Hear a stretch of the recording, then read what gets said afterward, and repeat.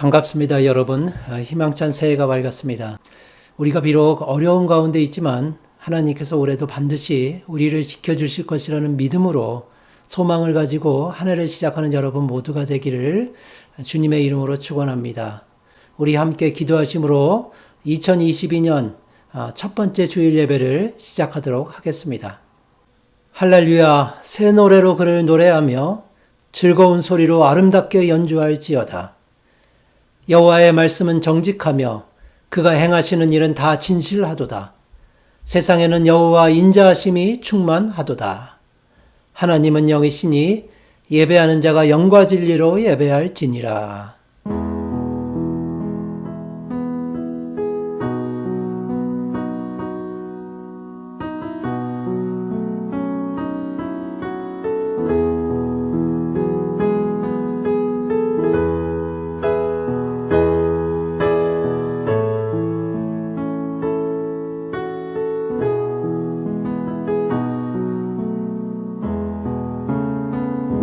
새 힘과 능력을 주시는 하나님, 모든 존귀와 영광과 찬양을 하나님께 올려드립니다.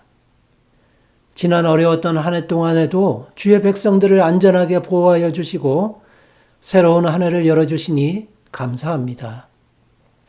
2022년 첫 번째 예배에 참여한 모든 성도가 하늘의 신령한 은혜를 맛보게 하여 주시옵소서.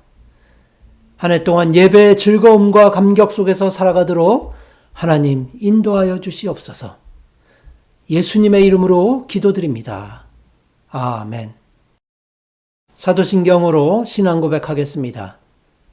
전능하사 천지를 만드신 하나님 아버지를 내가 믿사오며 그 외아들 우리 주 예수 그리스도를 믿사오니 이는 성령으로 잉태하사 동정녀 마리아에게 나시고 본디오 빌라도에게 고난을 받으사 십자가에 못 박혀 죽으시고 장사한 지 사흘 만에 죽은 자 가운데서 다시 살아나시며 하늘에 오르사 전능하신 하나님 우편에 앉아 계시다가 저리로서 산 자와 죽은 자를 심판하러 오시리라. 성령을 믿사오며 거룩한 공회와 성도가 서로 교통하는 것과 죄를 사하여 주시는 것과 몸이 다시 사는 것과 영원히 사는 것을 믿사옵나이다. 아멘. 찬송가 550장 시온의 영광이 빛나는 아침 함께 찬송하겠습니다.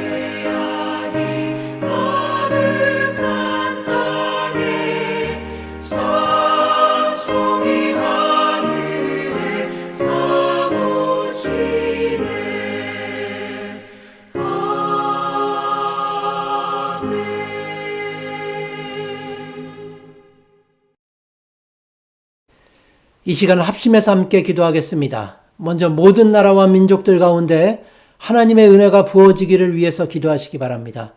새해에는 하나님의 통치의 질서가 나라들 가운데 바로 세워지기를 위해서 기도하시기 바랍니다.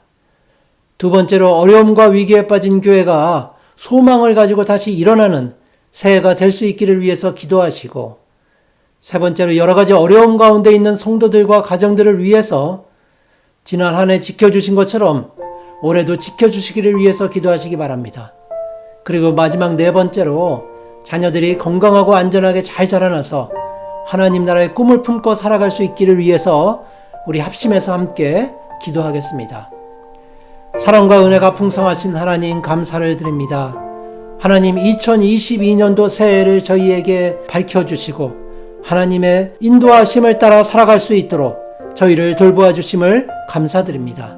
지난 한 해 참 어려운 시간을 보냈지만 하나님 소망을 가지고 새해를 맞게 하여 주시고 하나님께서 함께 하시면 어떠한 어려움도 우리가 능히 이겨낼 수 있음을 믿고 그 믿음으로 승리할 수 있도록 돌보아 주시옵소서. 하나님 나라와 민족들 가운데 하나님 함께하여 주시기를 소망합니다. 하나님의 통치의 질서가 새해에는 나라들 가운데 바로 세워질 수 있게 하여 주시고 하나님의 뜻만이 이루어질 수 있도록 돌보아 주시옵소서. 조국 대한민국을 지켜주시고 또한 북한 땅에도 하나님의 사랑과 그리스도의 은혜가 넘치기를 간절히 소망합니다. 남과 북이 복음으로 통일되게 하시고 하나님께 영광 돌리는 나라가 될 수 있도록 주여 역사하시고 인도하여 주시옵소서. 하나님 우리가 살고 있는 이 캐나다 땅도 지켜주시옵소서. 하나님의 뜻이 이루어지게 하여 주시고 믿음의 전통이 잘 흘러갈 수 있도록 이 나라를 위하여 하나님 저희가 정성을 다하여 하나님께 기도하며 간구할 수 있게 하여 주시옵소서. 하나님 교회를 지켜주시옵소서. 교회가 여러 가지 어려움 가운데 있지만 다시금 일어나 부흥하는 기회로 삼게 하여 주시고 하나님께 영광 돌리며 하나님 앞에 먼저 회개하고 자복하는 하나님의 교회들 될 수 있게 하여 주시옵소서. 교회를 통하여 나라가 살게 하여 주시고 교회를 통하여 많은 사람들이 하나님께 돌아올 수 있도록 주여 역사하시고 교회를 지켜주시옵소서. 오로라 장로교회를 지켜주시옵소서. 세우신 분이 하나님이시오니 저희가 하나님의 뜻을 따라서 저희에게 맡겨진 사명을 잘 감당케 하시고 많은 사람들이 함께 모여 예배할 수 있게 하여 주시옵소서. 하나님 사람들을 보내주시고 일꾼들을 보내주셔서 오로라 장로교회가 부흥할 수 있도록 부흥하는 2022년이 될 수 있도록 주여 돌보아 주시옵소서.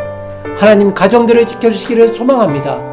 하나님 지난 한 해 동안도 하나님께서 안전하게 지켜주셨는데 올해도 하나님 보호하여 주시옵소서. 경제적 어려움 겪고 있는 가정에게는 풍성한 것으로 채워주시고 육신적 어려움 겪고 있는 성도에게는 하나님 치유의 광선을 발하여 주셔서 하나님 앞에서 치유함 받고 영광 돌리는 한 해가 되도록 주여 돌보아 주시옵소서. 우리 자녀들을 지켜주시기를 소망합니다. 우리 자녀들이 가는 곳마다 하나님의 나라가 확장되게 하시고 하나님의 은혜가 나타나게 하여 주시옵소서. 우리 자녀들을 통하여서 많은 사람들이 복을 받게 되는 복의 터전으로 삼아주시기를 간절히 소망합니다. 요셉처럼 다니엘처럼 많은 사람들에게 하나님의 은혜를 끼치는 자들로 살아갈 수 있도록 세상을 변화시키는 하나님의 일꾼들이 될 수 있도록 하나님 돌보아 주시옵소서. 감사드립니다. 예수님의 이름으로 기도드립니다. 아멘. 오늘 하나님께서 주신 말씀은 잠언 16장 1절에서부터 9절까지의 말씀입니다. 잠언 16장 1절에서 9절까지의 말씀입니다. 오늘 본문을 제가 봉독하도록 하겠습니다. 마음의 경영은 사람에게 있어도 말의 응답은 여호와께로부터 나오느니라. 사람의 행위가 자기 보기에는 모두 깨끗하여도 여호와는 심령을 감찰하시느니라. 너희의 행사를 여호와께 맡기라. 그리하면 내가 경영하는 것이 이루어지리라. 여호와께서 온갖 것을 그 쓰임에 적당하게 지으셨나니 악인도 악한 날에 적당하게 하셨느니라.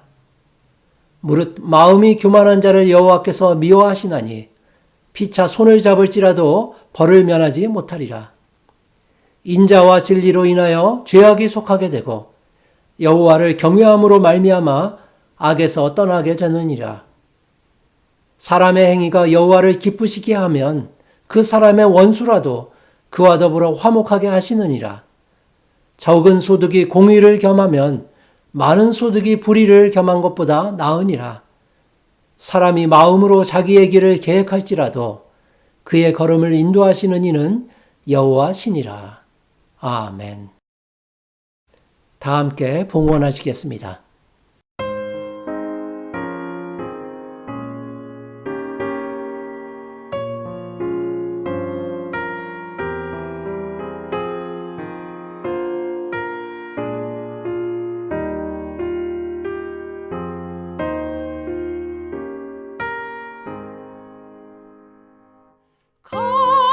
값비싼 향유를 주게 되리. 기도하겠습니다. 사랑과 은혜가 풍성하신 하나님, 소망의 2022년을 맞이하게 하시니 감사합니다. 새롭게 시작되는 한 해 동안 풍성한 은혜로 저희에게 넉넉히 베풀어 주시기를 간절히 소망하면서 은혜가 많으신 하나님을 찬양합니다. 이 시간 성도의 일용할 양식과 함께 모든 물질들을 하나님께서 공급해 주신다는 것을 다시금 깨닫고 감사한 마음으로 하나님 앞에 정성껏 예물을 올려드립니다. 성도들의 귀한 마음과 그들의 소원함을 보아주시고 앞으로도 저희의 삶 가운데 더욱 감사할 조건들이 넘칠 수 있도록 주님 인도하여 주시옵소서. 사랑이 많으신 예수 그리스도의 이름으로 기도드립니다. 아멘. 반갑습니다, 여러분. 오늘은 새해를 시작하며 라는 제목으로 여러분과 함께 은혜를 나누었으면 좋겠습니다. 제가 예전에 회사를 다녔을 때를 기억해 보면 한 해의 마지막 날에는 종무식이라는 행사를 하고 모든 일을 마치고는 했습니다. 그리고 새해 첫 출근 날에는 시무식이라는 행사를 했었는데요. 회사의 사장님은 새해 목표와 그 목표를 어떻게 달성해야 할지 거기에 모인 직원들의 마음가짐을 당부하는 시간이었습니다. 그런데 최근에는 이러한 시무식이나 종무식 행사가 점점 더 사라지고 있다고 합니다. 사람들이 그런 행사를 허례허식으로 생각하고 아예 없애버리거나 남아있다 하더라도 행사의 규모를 대폭 축소해서 진행한다는 것입니다. 하지만 매년 시작과 끝을 이렇게 정리하고 계획하는 행사를 갖는다는 것은 어떤 한 조직에 있어서 꼭 필요하고 좋은 기회라고 생각이 됩니다. 우리의 신앙생활도 그렇습니다. 지나온 한 해를 하나님의 뜻 가운데 잘 살아왔는지, 내가 하나님 앞에서 과연 어떠했는지 그것들을 점검해보는 연말 예배가 우리의 신앙에 큰 도움이 됩니다. 또한 새로운 한 해를 시작할 때 올해는 내가 어떻게 살아가야 할지 그 신앙적 목표와 성도로서 마음가짐을 확인하는 신년 예배도 우리의 믿음 성장을 위해서는 꼭 필요한 것입니다. 신앙도 처음 목표를 잘 세워야지만 바른 길로 갈 수 있기 때문입니다. 노벨 경제학상을 수상한 시카고 대학의 리처드 세일러 교수는 사람들이 계획을 잘 세워도 중간에 포기하게 되는 이유를 경제적인 관점에서 살펴보았습니다. 그의 연구에 따르면 사람들이 목표를 향해서 가는 중간에 어려움을 만나게 되면 스스로 그 목표의 중요성을 깎아내려서 포기하게 하는 자기 합리성을 만들어낸다고 합니다. 일반적으로 거의 모든 사람들의 성향이 그렇다고 합니다. 예를 들면 연초에 내가 올해는 꼭 운동을 열심히 할 거야. 또는 올해는 성경을 꼭 한번 통독해 봐야지. 그런 목표를 가지고 노력하다가도 중간에 어려움을 만나게 되면 스스로 이렇게 이야기를 한다는 것입니다. 운동해봤자 뭐 내 건강에 얼마나 도움이 되겠어. 시간도 없는데 나중에 하면 되겠지. 또는 성경을 읽을 시간이 앞으로 얼마나 많이 남아있는데 그걸 꼭 올해 안에 통독한다는 것이 그렇게 중요하겠어? 사람들이 자연스럽게 그런 합리성을 만들어서 결국은 중간에 포기하게 된다는 것입니다. 여러분, 그런 점에 있어서 오늘 본문은 그리스도인들이 새로운 한 해를 시작하면서 어떻게 목표를 세우고 계획을 짜야 할지를 알려주고 있습니다. 또한 그 계획을 향해서 어떤 마음을 가지고 살아가야 할지도 교훈을 주고 있습니다. 본문에서 잠언 기자는 우리의 힘만으로 목표를 향해서 나아가는 것은 지혜로운 방법이 아니라고 말씀을 합니다. 그렇게 하면 중간에 포기할 수밖에 없다고 알려주고 있습니다. 본문 9절이 그 사실을 잘 나타냅니다. 사람이 마음으로 자기의 길을 계획할지라도 그의 걸음을 인도하시는 이는 여호와시니라. 자기 인생 같지만 그 인생을 주관하시는 분이 따로 있다고 말씀하시는 것입니다. 세상의 계획도 이렇게 사람의 마음먹은 대로 되지 않는다면 신앙의 계획은 더욱더 사람의 힘과 뜻만으로는 이루어지지 않는 것이 당연합니다. 한 해를 시작하는 이 시점에 어떻게 우리가 올 한 해를 주님 안에서 기쁨을 가지고 살아갈 수 있을지 그 점을 오늘 본문을 통해서 함께 나누었으면 좋겠습니다. 첫 번째로 한 해 동안 우리의 인생을 하나님께 맡기며 살아갑시다. 오늘 본문 3절을 함께 보겠습니다. 너의 행사를 여호와께 맡기라. 그리하면 내가 경영하는 것이 이루어지리라. 이곳에 나오고 있는 행사라는 말은 우리가 하는 일 또는 우리에게 일어난 일이라는 뜻을 가지고 있습니다. 따라서 너희 행사를 여호와께 맡기라는 말씀은 우리가 계획했던 일뿐만이 아니라 전혀 계획하지 못했던 일들도 모두 하나님께 맡기며 살라는 의미가 그곳에 들어 있습니다. 여러분, 우리의 삶이 모두 예상대로만 된다면 얼마나 좋겠습니까? 하지만 우리의 인생은 전혀 예상하지 못했던 일들 때문에 방향이 바뀌는 경우가 비일비재합니다. 최근 우리에게 일어난 코로나 바이러스의 유행이 그런 것이 아니겠습니까? 과연 누가 이런 큰 재앙을 계획하고 예상할 수 있었겠습니까? 물론 어떤 한편에서는 이 코로나 바이러스의 유행이 일부 집단에 계획된 음모였다고 주장하기도 합니다. 그래서 그들은 백신 접종도 거부하고 정부의 정책을 따르지 않습니다. 그러나 여러분, 우리가 정부의 정책을 따르는 것은 하나님의 뜻입니다. 로마서 13장 1절에서 각 사람은 위에 있는 권세들에게 복종하라. 권세는 하나님으로부터 나지 않음이 없나니 모든 권세는 다 하나님께서 정하신 바라고 분명하게 선언하고 있기 때문입니다. 어찌되었든 모든 것을 하나님께 맡긴다는 것은 우리 그리스도인들에게 큰 도전임이 분명합니다. 그렇다면 여러분, 우리의 일들을 하나님께 맡긴다는 것은 과연 무엇을 의미하는 것일까요? 우리가 옆에 있는 사람에게 어떤 물건을 맡기는 것처럼 잠시 맡겼다가 또 언젠가는 그것을 다시 돌려받는다는 의미가 그곳에 들어있는 것일까요? 오늘 본문에 나오는 맡기다라는 말은 문자적으로 보면 굴려보내다라는 의미를 가지고 있습니다. 즉 우리에게 일어난 모든 일들의 주도권을 인간의 편에서 하나님께로 굴려보낸다는 뜻이 그곳에 있다는 것입니다. 따라서 우리가 물건을 맡기고 다시 찾아오는 그런 의미가 아니라 완전히 다른 한편으로 굴려보낸다는 뜻이 오늘 본문에 나오는 맡기다라는 말에 들어 있습니다.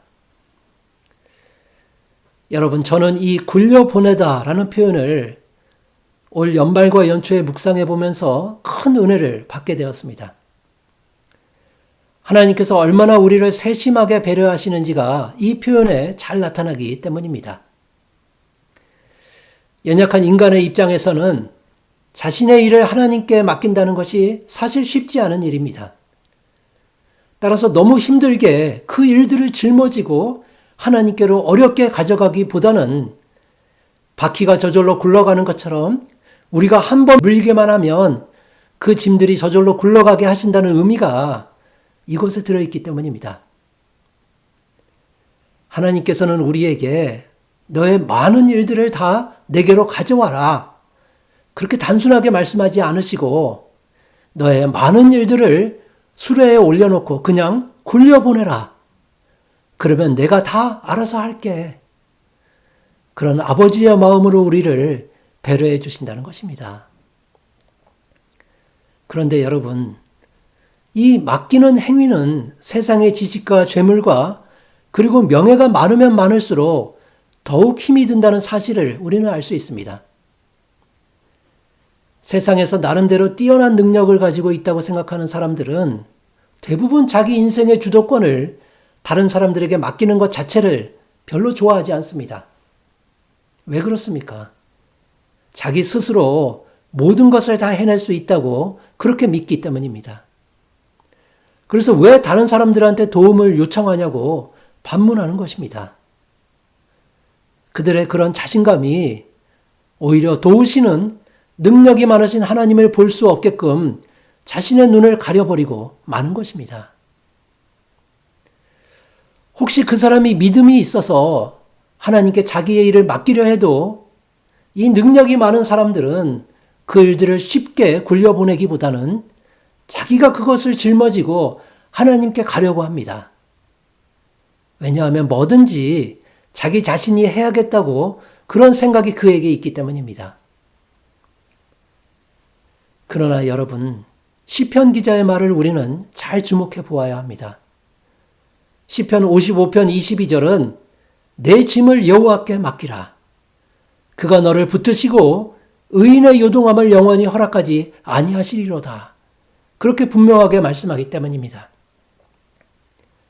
세상에서 아무리 능력이 출중하다 할지라도 자신의 모든 짐을 지고 간다는 것은 너무도 어리석은 생각입니다. 그리고 의인이라 할지라도 이 세상에서 요동하며 살 수밖에 없기 때문입니다. 우리의 짐을 맡아서 해결해 주시기 원하시는 하나님께서 우리 바로 옆에 계시는데 그분을 보지 못하고 자기 혼자서 그 짐을 다 짊어지고 가는 것처럼 불행한 삶도 없다는 것입니다. 그러므로 여러분, 새해에는 하나님 앞에 더욱 약하고 가난한 자들로 살아가야 할 것입니다.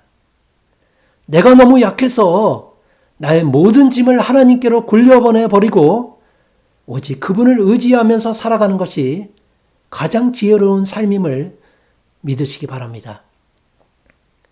우리 주님의 말씀대로 심령이 가난하면 가난할수록 더 많은 복을 받게 되는 것이 분명하기 때문입니다.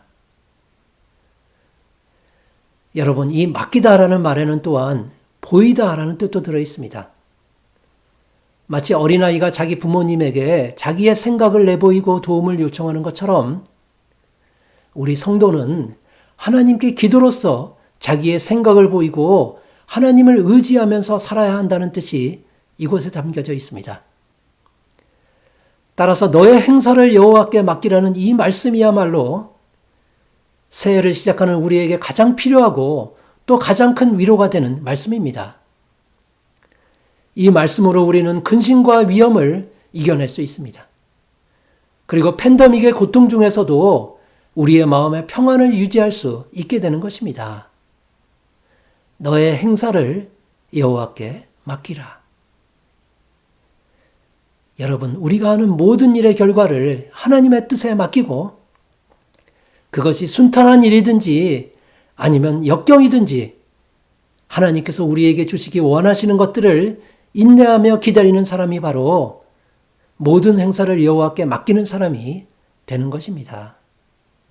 그리고 그 사람에게는 내가 경영하는 모든 것이 이루어지리라는 하나님의 약속이 주어진다고 성경은 분명히 우리에게 말씀해 주십니다. 사랑하는 여러분, 새해를 시작하면서 우리 모두가 너의 행사를 여호와께 맡기라는 그 말씀을 1년 내내 마음속 깊이 새기며 살았으면 좋겠습니다. 시편 37편 5절에서 다윗은 내 길을 여호와께 맡기라. 그를 의지하면 그가 이루신다. 그렇게 말씀합니다. 다윗은 모든 것을 하나님께 맡기라고 권면하면서도 동시에 그를 의지하라고 거듭 강조하고 있습니다. 우리의 삶을 온전히 하나님께 맡겨드릴 때만이 하나님께서 마땅히 받으실 영광과 존귀를 우리가 드릴 수 있음을 믿으시기 바랍니다. 여러분, 우리는 하나님을 믿고 그분과 동행한다고 고백하면서도 왜 여전히 세상의 악한 사람들을 부러워하며 살고 있는 것일까요? 왜 믿음을 갖고 있다고 자랑스러워하면서도 여전히 내 삶에 대해서 불만과 불평을 하고 있는 것일까요? 그것은 결코 하나님께서 우리에게 주신 것들이 부족하기 때문이 아닙니다. 우리 스스로가 무절제하고 끝없는 근심에 자신을 빠뜨리기 때문이고, 또한 세상의 욕망과 욕심 때문에 내 스스로 하나님을 볼 수 없게 만들기 때문입니다. 오늘 성경이 지적하시는 것이 바로 그것입니다. 모든 문제가 바로 우리 자신에게 있다고 말씀합니다. 하나님께 굴려 보내면 되는데 그것들을 내 안에 감싸고 욕심을 부림으로써 우리 스스로 우리 자신을 어렵게 만들고 있음을 여러분, 우리 모두는 깨달아야 하는 것입니다. 그러므로 여러분, 새로운 2022년이 시작되는 이 시기에 우리는 무엇보다도 모든 근심과 염려와 걱정을 하나님께 맡겨드리는 일부터 시작해야 할 것입니다. 그리고 그분만을 의지하면서 사는 것입니다. 1년 동안 하나님만 바라보면서 살겠다고 다짐하는 것입니다. 하나님께서 우리에게 가장 좋은 것들로 채워주실 것이라는 믿음을 가지고 인내하면서 기다려보는 것입니다. 그렇다면 2022년이 우리의 인생에 있어서 최고의 해가 될 것입니다. 세상의 모든 사람들 중에 가장 큰 실패와 아픔을 겪었던 베드로 사도는 지금 우리에게 이렇게 권면을 하고 있습니다. 너의 염려를 다 주께 맡기라. 이는 그가 너희를 돌보심이라. 사랑하는 성도 여러분, 하나님께 맡기라. 그분을 의지하라. 이 두 마디의 권면을 꼭 기억하시고 한 해 동안 여러분의 인생에 중요한 교훈으로 삼고 살아가시기를 우리 주님의 이름으로 소망합니다. 두 번째로, 새해에는 어떤 목표를 가지고 살아가야 합니까? 우리 모두 한 해 동안 하나님을 경외하며 살아갑시다. 오늘 본문 6절을 함께 보겠습니다.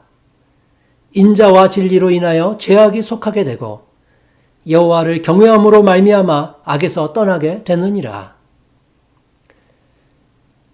하나님을 경외하며 살아간다는 것은 항상 우리 마음 가운데 간직해야 할 가장 중요한 신앙의 원칙입니다. 무엇보다도 오늘 본문 말씀과 같이 우리가 악에서 떠나는 삶을 살 수 있기 때문입니다.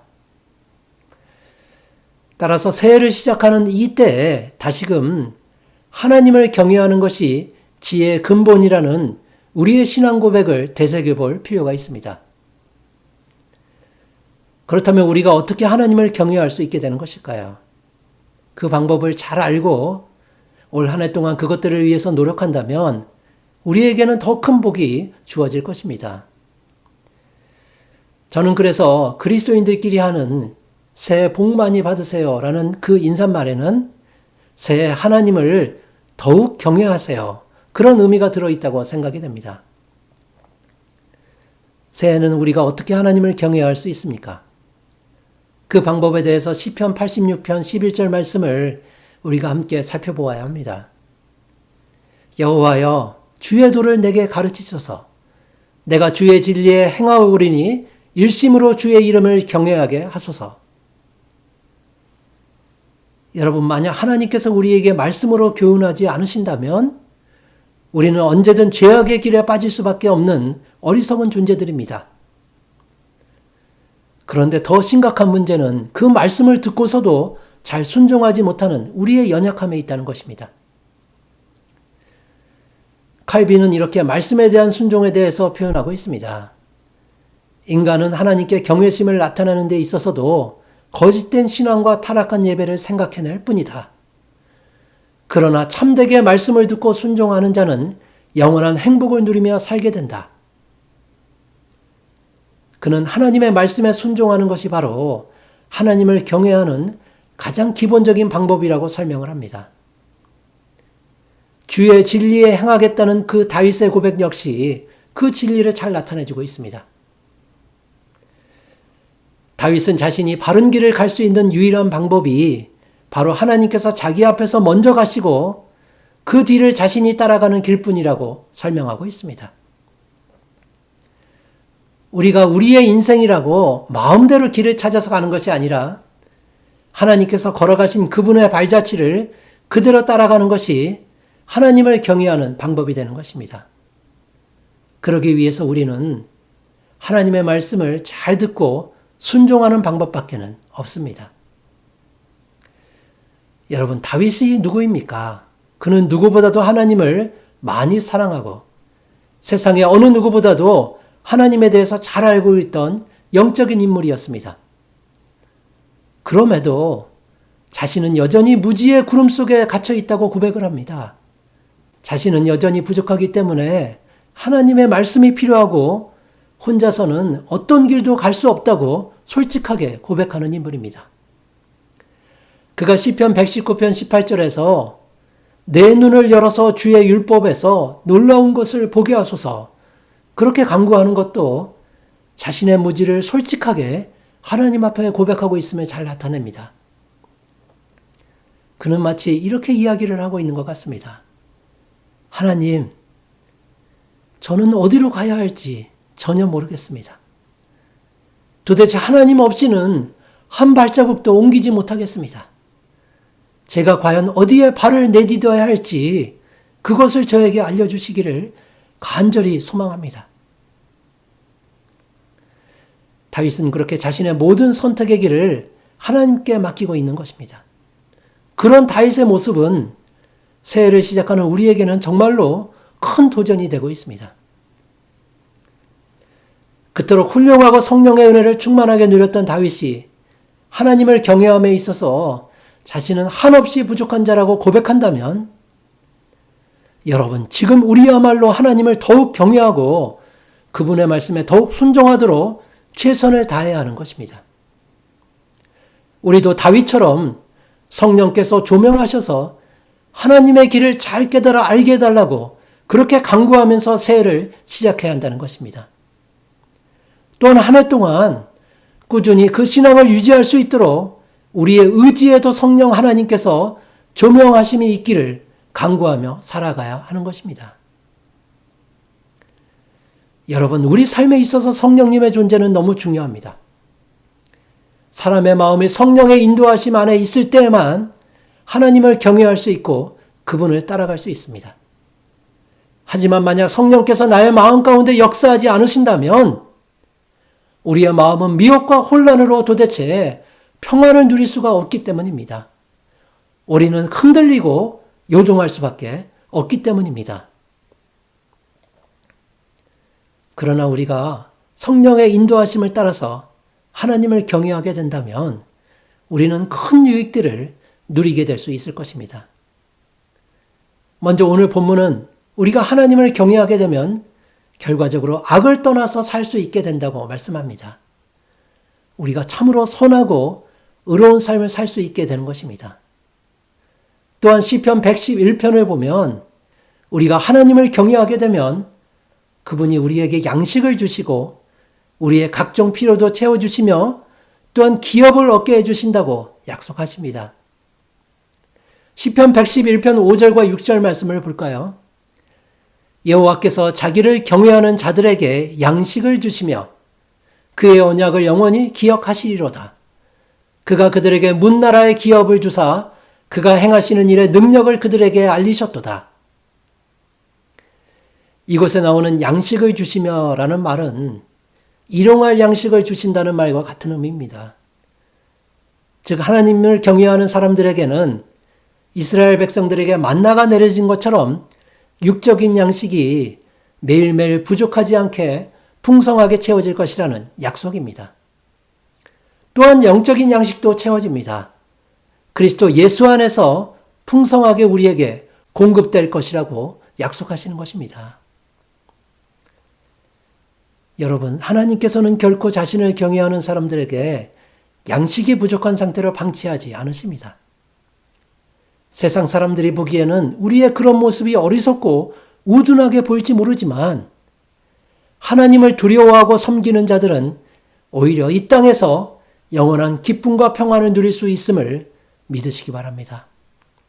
그런 사람이야말로 참 지혜로운 자가 되는 것입니다. 성도 여러분, 우리가 그런 하나님을 믿고 섬기고 있다는 것이 얼마나 큰 복입니까? 새로운 한 해를 시작하는 이 시점에 과연 우리가 어떻게 이 혼란스러운 세상 속에서도 영혼의 평안을 누리며 살 수 있는지 오늘 본문이 잘 말씀해주고 있습니다. 그 방법은 오직 하나뿐입니다. 하나님을 경외하는 삶. 하나님을 두려워하며 그분만을 섬기는 삶. 오직 하나님을 경외하며 살아가는 사람들만이 이 세상에서 영원한 평안과 행복을 누릴 수 있다는 사실을 여러분 굳게 믿으시기 바랍니다. 여호와를 경외하며 그의 길을 걷는 자마다 복이 있도다. 이 말씀을 꼭 기억하시고 한 해 동안 하나님의 복을 풍성히 누리는 여러분 모두가 되시기를 주님의 이름으로 축원합니다.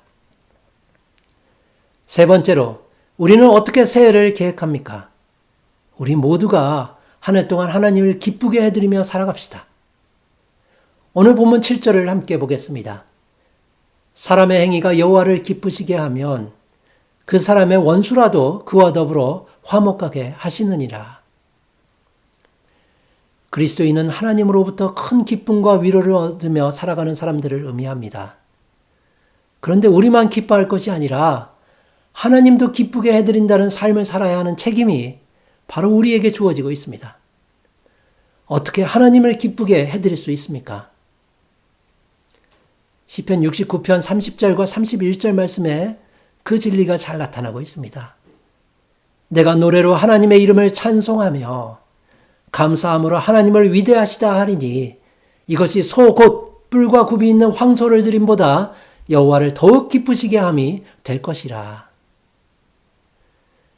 우리의 찬양과 경배가 크고 값비싼 제물을 드리는 것보다 더욱더 하나님을 기쁘게 해드린다고 말씀합니다.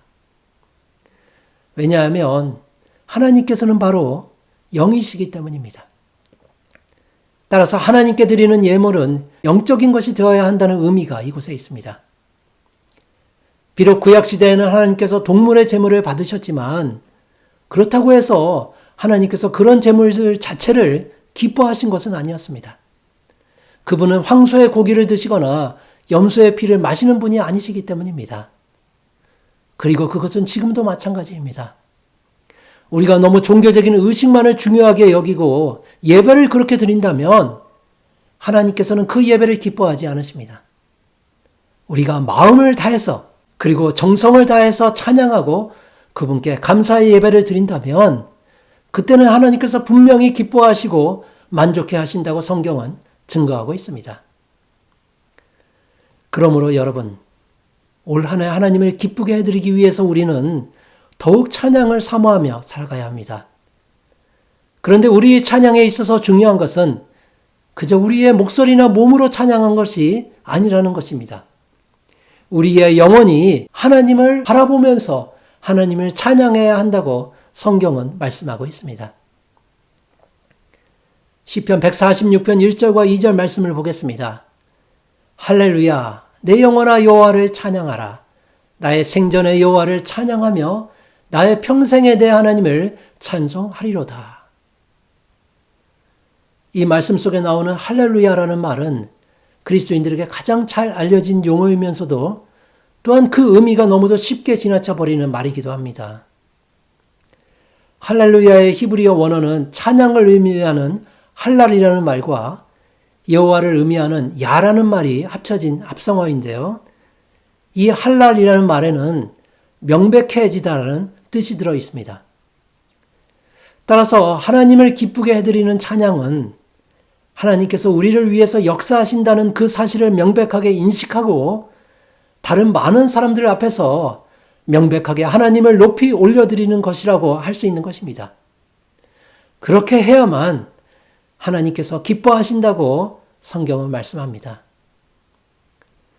그러므로 여러분, 한 해를 시작하면서 우리는 하나님께서 우리와 함께 하시고 우리를 위해서 역사하신다는 그 신앙 고백을 하나님께 드려야 함이 마땅합니다. 또한 올 한 해 동안 더욱 많은 사람들에게 그 복음을 전하는 전도자들로 살아가야 하는 것입니다. 하나님께서는 그런 우리 모습을 기뻐하시고 더욱 큰 은혜와 복을 우리에게 부어주시는 것입니다. 사랑하는 여러분, 오늘 우리는 한 해를 시작하면서 과연 어떤 마음을 가지고 또 어떤 목표를 향해서 살아가야 할지를 잠언 말씀을 통해서 알아보았습니다. 우리가 성경의 가르침을 따라서 하나님께 모든 일들을 맡겨드리고 또 그분을 경외하고 찬양으로 그분을 기쁘게 해드린다면 하나님께서는 올 한 해 우리의 인생을 반드시 책임져 주실 것입니다. 또한 우리가 지금 계획하고 기대하는 모든 일들이 어떤 어려움이 있을지라도 합력해서 선을 이루도록 인도해 주실 것입니다. 앞에서 살펴본 것처럼 오늘 본문의 1절 말씀이 그 사실을 잘 증명하고 있습니다. 마음의 경영은 사람에게 있어도 말의 응답은 여호와께로부터 나오느니라. 우리가 열심히 노력하고 열심히 살아도 그 답은 오직 하나님께 달려있음을 여러분 굳게 믿으며 살아가시기를 소망합니다. 올 한 해 그 말씀을 의지하며 살아가십시오. 하나님께서 나의 모든 노력들을 좋은 것들로 응답해 주신다는 믿음이 바로 그것입니다. 또한 9절 말씀도 같은 의미를 전하고 있습니다. 사람이 마음으로 자기의 길을 계획할지라도 그의 걸음을 인도하시는 이는 여호와시니라. 특별히 이곳에 나오는 계획이라는 말은 사람의 강력한 의지를 강조하고 있습니다. 따라서 우리가 아무리 한 해의 계획을 잘 세우고 아무리 굳은 의지를 가지고 추진한다 하더라도 결국 그 일의 성공 여부는 하나님께 달려있다는 것입니다. 그러므로 여러분, 우리가 새로운 한 해를 잘 계획하고 준비하는 것 중요합니다. 하지만 그것보다도 더 중요한 것은 우리의 걸음을 인도하시는 분은 하나님 한 분뿐이시라는 그 믿음이 있어야 한다는 것입니다. 여러분, 그 진리를 꼭 기억하시고 한 해 동안 여러분과 함께 하시는 임마누엘 하나님의 은혜를 충만히 누리며 살아가시기를 귀하신 우리 주님의 이름으로 축원합니다. 함께 기도하겠습니다. 사랑과 은혜가 풍성하신 하나님, 지난 한 해 어려움 가운데서도 우리를 안전하게 보호하여 주시고 또한 새로운 소망의 한 해를 시작하게 하시니 감사합니다. 하나님, 새롭게 시작되는 이 새로운 한 해의 시작점에서 오직 주님의 말씀을 사모하며 하나님만 바라보며 살아갈 수 있도록 인도하여 주시옵소서. 하나님께 모든 것을 맡기고 하나님을 경외하며 하나님을 기쁘시게 해드리는 주의 백성들로 살아갈 때 하나님, 우리의 인생 가운데 모든 것이 합력하여 선을 이루게 하시는 하나님을 경험할 수 있도록 돌보아 주시옵소서. 한 해 동안 하나님, 어렵고 힘든 성도들이 있습니까? 그들에게 치유의 은혜를 주시고 또한 부족함이 있는 성도들에게는 풍성함의 은혜도 주시옵소서. 하나님, 그렇게 항상 동행하시고 2022년이 주의 백성들에게 가장 귀하고 복된 한 해가 되도록 인도하여 주시옵소서. 감사드립니다. 예수님의 이름으로 기도드립니다. 아멘. 찬송가 435장 나의 영원하신 기업 함께 찬송하겠습니다.